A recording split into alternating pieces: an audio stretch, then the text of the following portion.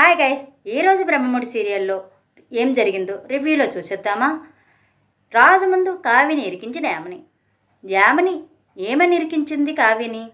అయితే కావ్య తీసుకున్న నిర్ణయం ఏంటి?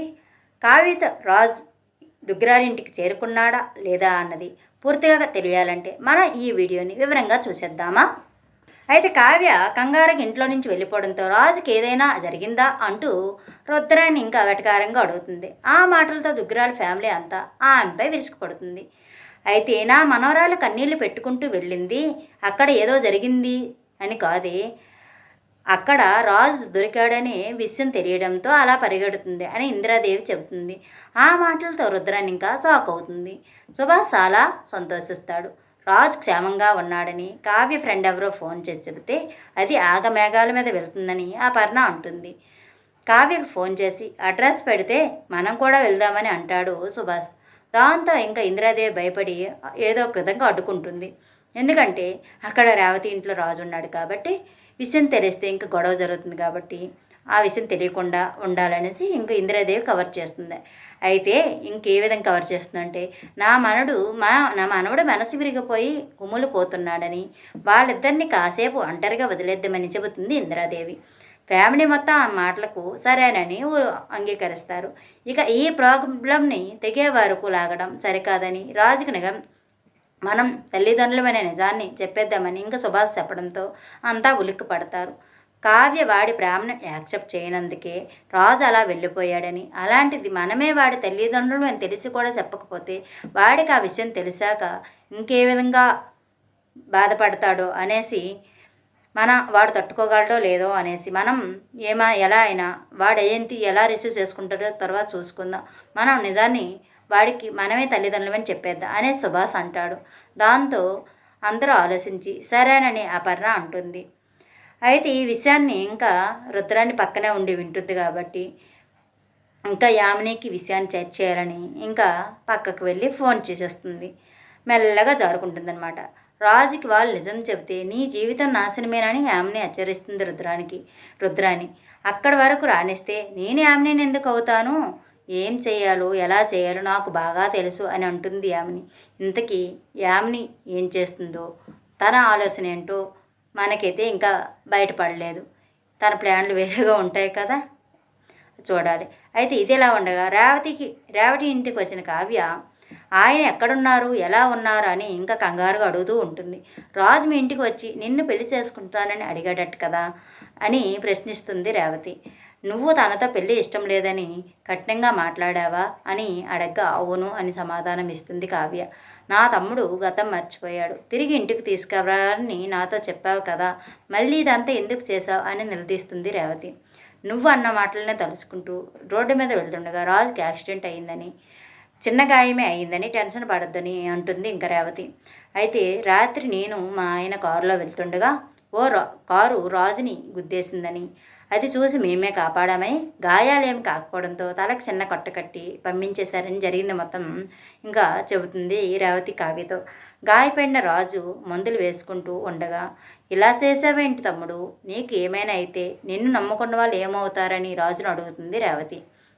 ఓ కుటుంబం దూరమైతే ఎంత నరకం అనుభవించాలో మేం ప్రత్యక్షంగా చూస్తున్నాం. దేవుడు నీకు మిమ్మల్ని ప్రేమించే ఫ్యామిలీని ఇచ్చాడు, అలాంటివన్నీ వదిలేసి వెళ్ళిపోవాలని ఎందుకు అనిపించిందని జగదీష్ కూడా అడుగుతాడు ఇంకా రాజుని.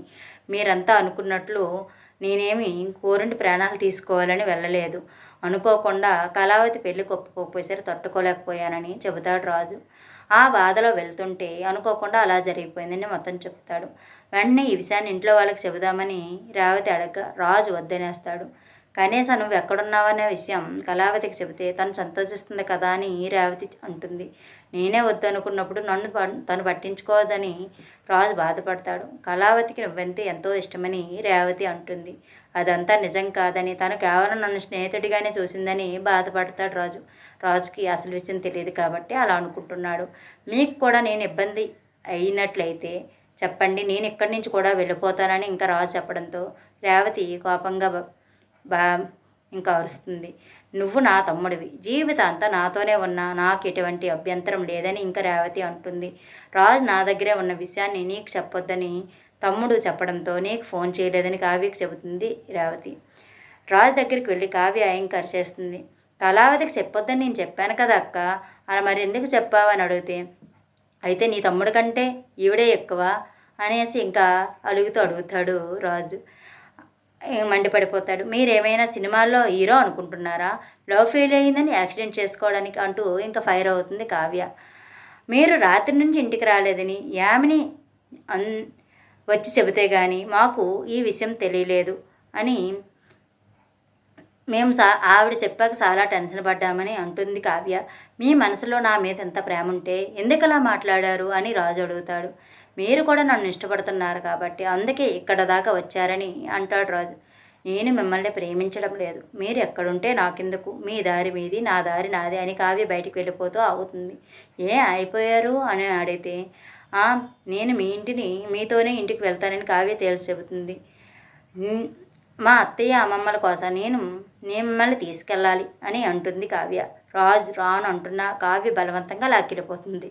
ఇంకా కావ్య రాజుల కోసం దుగ్గరాల ఫ్యామిలీ అంతా టెన్షన్ పడుతూ ఉంటుంది. రాజు తనకి గాయం ఉండటంతో ఇంట్లో వాళ్ళంతా ఇంకా భయపడుతూ బాధపడతారు. రాత్రి అంతా ఇంటికి వెళ్లకుండా ఏం చేస్తున్నామని అందరూ అడుగుతారు. కావ్య వల్ల ఇదంతా జరిగిందని రుద్రాణి అంటుంది.